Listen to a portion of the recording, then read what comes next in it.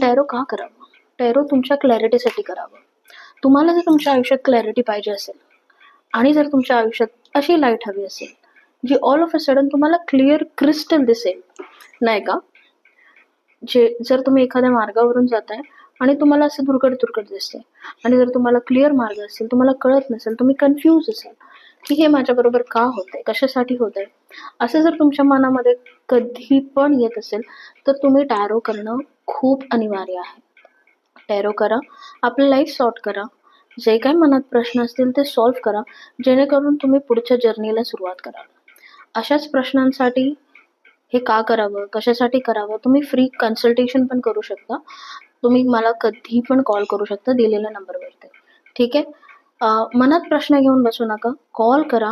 It's just one call away. ठीक आहे? Call विचारा तुम्ही काय प्रश्न आहे तुमचा, कसं काय सॉल्व्ह होऊ शकतं का? कारण हे पास्ट, प्रेझेंट, फ्युचरबद्दल तुम्हाला गायडन्स देतं. ठीक आहे? तुम्ही विचारा, प्रश्नांची उत्तरं शोधण्याचा प्रयत्न करा. असंच बसून राहिल्याने प्रश्न सुटत नाहीत. ठीक आहे? Thank you so much. God bless you. Radhe Radhe.